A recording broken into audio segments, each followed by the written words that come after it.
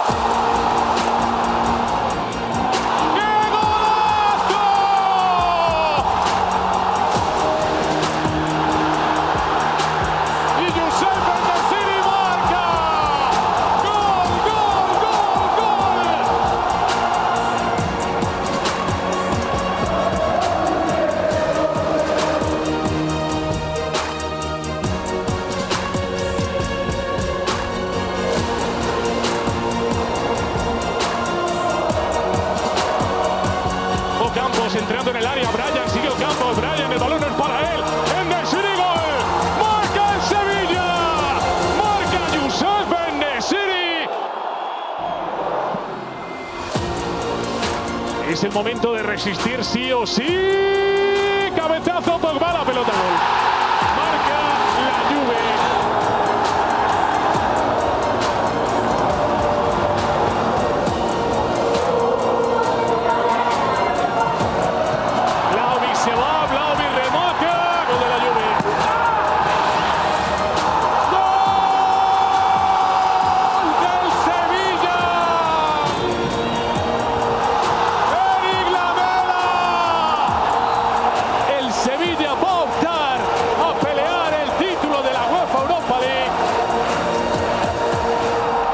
On the other side of the draw, we have Roma.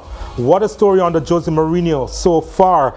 Of course, last year they were Conference League champions, and they've stepped up a level to now be in the final of the Europa League. Here's the story of their journey to the final. Poi traversa di Oyarzabal.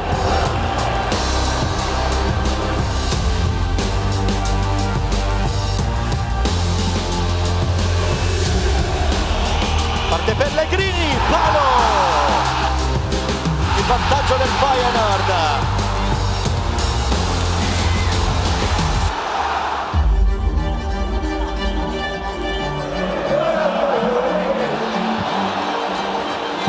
Spinazzola che porta la Roma in vantaggio. Ha pareggiato il Feyenoord.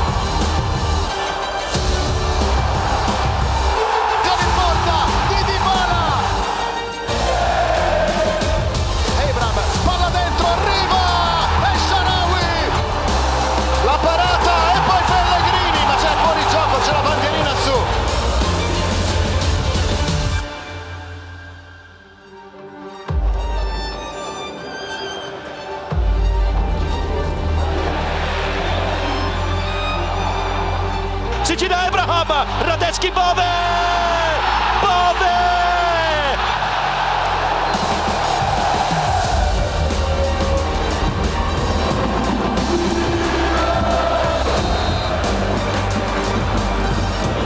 E a piccoli testa cabeza. Demir Bay!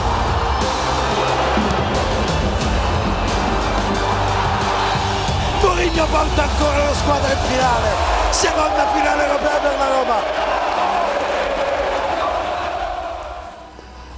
So let's start off there with Roma, Eric, and their run under Jose Mourinho. The Portuguese manager probably went down a few pegs in the eyes of his critics, especially with failed stints at Tottenham in particular.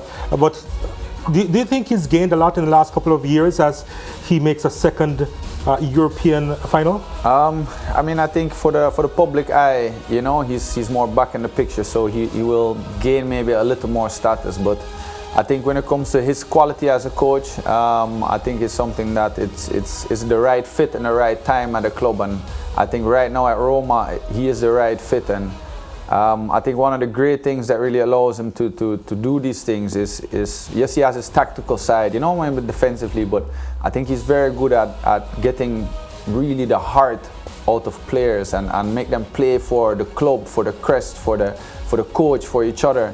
And I think once he establishes that within a club, within a team, you go and get that team that really fights fit. And I think that is a stage that he is at Roma right now. And you could say he's back on top of his game again when it comes to that. And Simon, Italy, of course, is like a home for him. Of course, he was with Inter Milan before as well, so he knows the place very well. How do you think he has settled in here at Roma? Oh, I think he's settled in really well. I mean, he was talking this week that he has a feeling and a connection with Roma that he compares to his times at Inter, at Chelsea, at Real Madrid and Manchester United. He said the only club that he doesn't have a feeling and a connection for having left is Tottenham Hotspur, because he didn't stay there long enough to build a really deep connection there. And of course he had problems with the club's owner as well. But yeah, he seems to really fit it in. The fans love him there. I mean, the concern amongst people in Italy is, you know, how long will he stay? The Roma fans want him to stay on, and they fear that he might be tempted to go somewhere else and go more to a team that's maybe got a bigger budget. But you know, if they win this game, they're in the Champions League next year, and if he's taken Roma back into the Champions League, that's a real achievement that will be appreciated by everybody in the capital there. What has been a massive achievement, though, Juan Arango, is the fact that Jose Mourinho, he has never lost a final. Now, that's insane. He's never lost a European final, I should say. That's insane to me. He has that big game mentality that he drives in his players as well, which means that Roma could be really dangerous today. Especially in a one-off situation, yeah, it is a possibility. It's a huge possibility, as a matter of fact, because these two teams do match up well, especially in recent weeks, where you've seen on one side a much improved Sevilla, on another one you're talking about the team in Serie A I'm talking about that has been amongst the most solid defensively, fourth best defense in all of Serie A just this season. So if you look at it from that perspective, yeah, the imprint of Jose Mourinho is quite there, but it's also a return that he had, because as Simon and as Eric have mentioned, he's happy in Italy. He's always been happy, and he needed to find a way to come back to his roots as he started to shy away from those back in his time at United and over at Spurs. You see him now coming back to the roots of what he was, the essence of Jose Mourinho as a coach, and what led him to that success at Inter. And you're starting to see those types of characteristics emerge once again from him. Let's now hear from the man himself, Jose Mourinho. The last time I played Sevilla, I lost. I lost with Manchester United, so Sevilla is being part of my history. It's a city of football, very enthusiastic crowds, and my wish is that both crowds, Roma and Sevilla, they have a great time.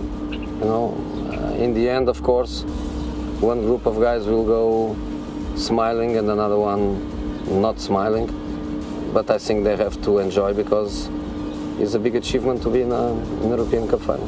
We did it last season with incredible semi-finals and final, and that gave the players a feeling of what it is to play an European Cup final.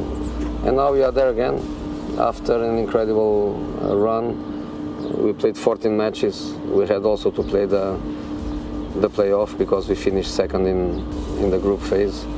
We played teams coming from the Champions League. We did it with so many injuries, so many problems. Even the last game in Leverkusen, which is a second leg semi-final, I had to make 2 early changes because of injuries and with all the consequences.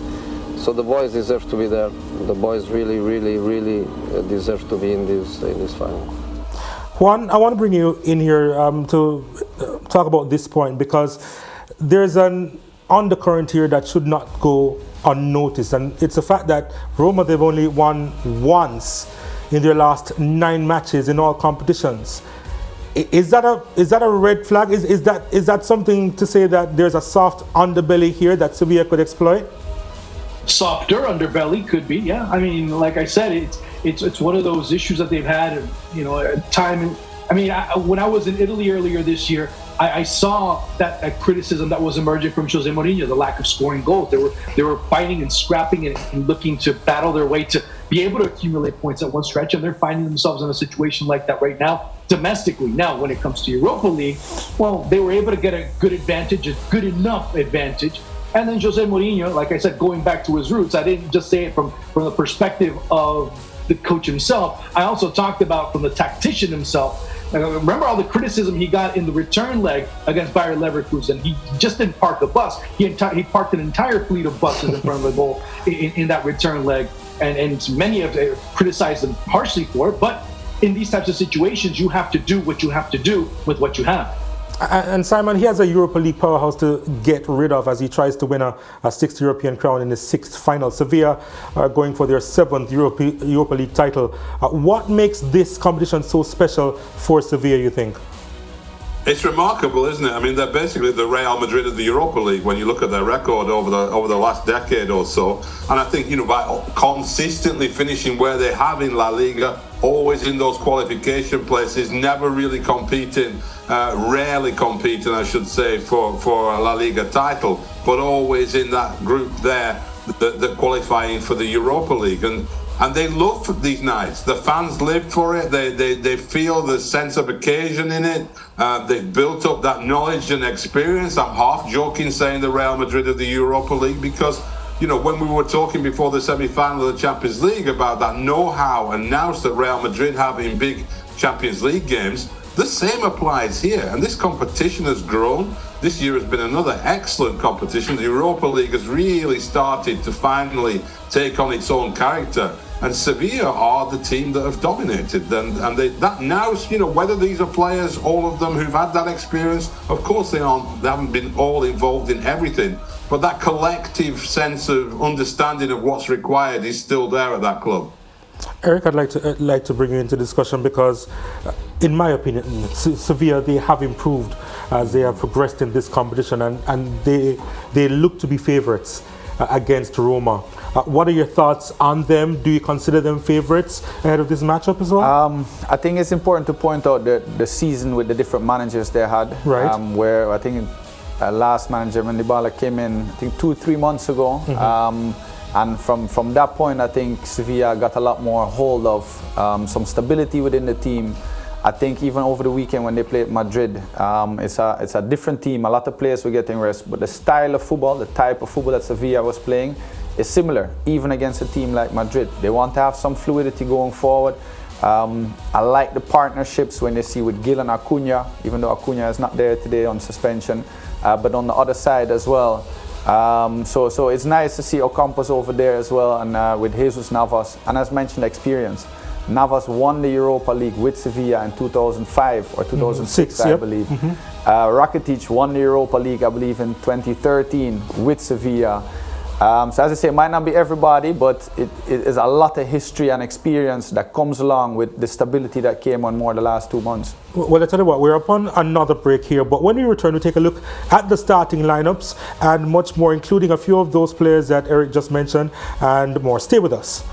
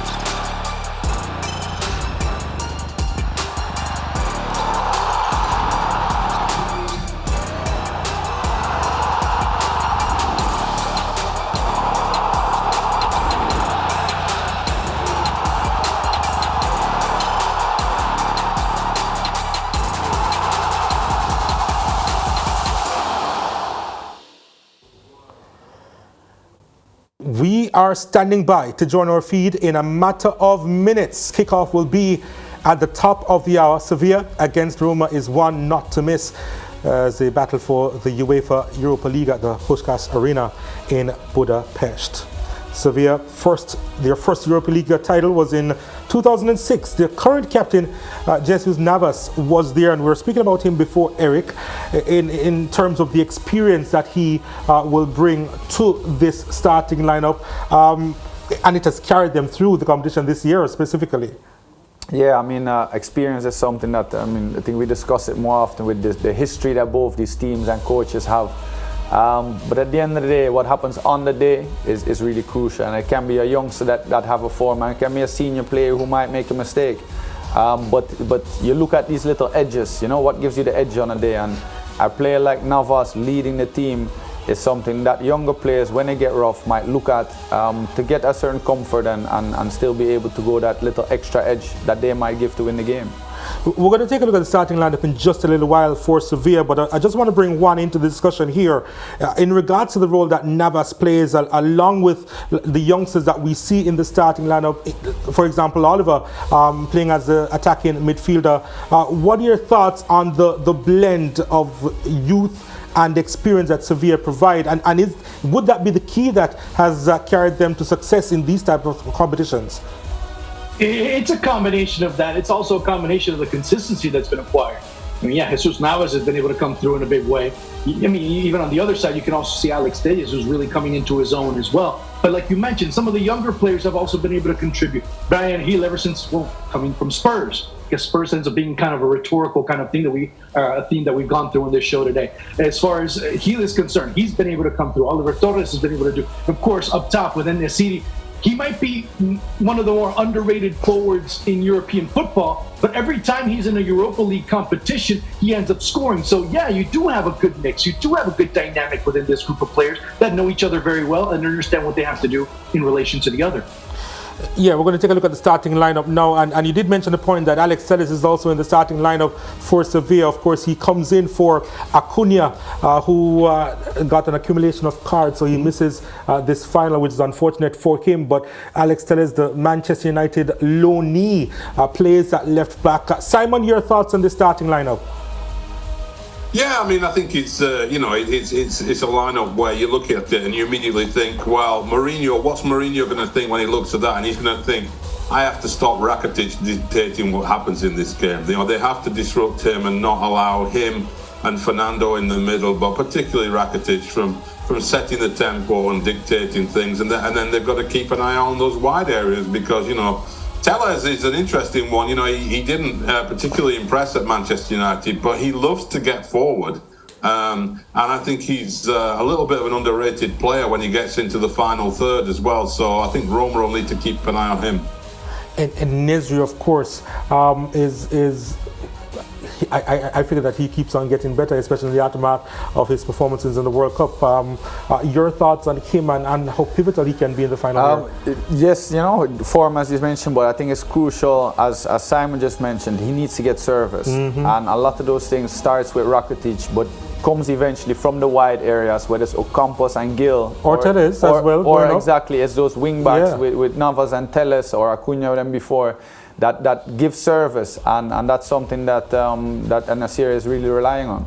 We have the big news, of course, is Paulo Dybala returning for Roma in the starting lineup here. That's just massive for Roma. It gives an indication that Jose Mourinho, Juan Arango, isn't as defensive-minded for this final.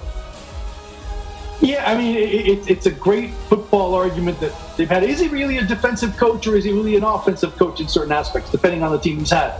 But yeah, when you bring in Paulo Dybala, you have to have your best players on the pitch for these types of encounters. He's healthy enough, he's good enough. Why not play him? And he does offer that different type of play, that transport, that distribution, that Tammy Abraham, that Lorenzo Pellegrini can also associate and create alongside Selic and Spinazzola when they're driving down the wings. All right, gentlemen, quickly predictions before we head off to join our feed. What are you thinking? Juan, start off with you. Man, it's so hard. It's so hard to go against Sevilla in these types of encounters. and I'm going to continue the trend. 1-0. Sevilla. Okay, Simon?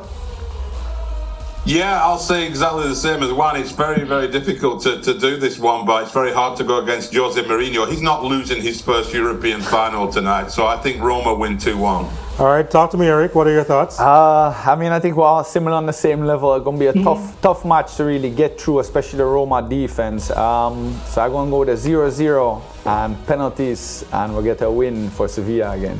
All right, well, it's time to head over to Hungary, and we do hope that these two teams serve up quite a dish in this Europa League final. My apologies from now. Sevilla against Roma. We'll see you at halftime.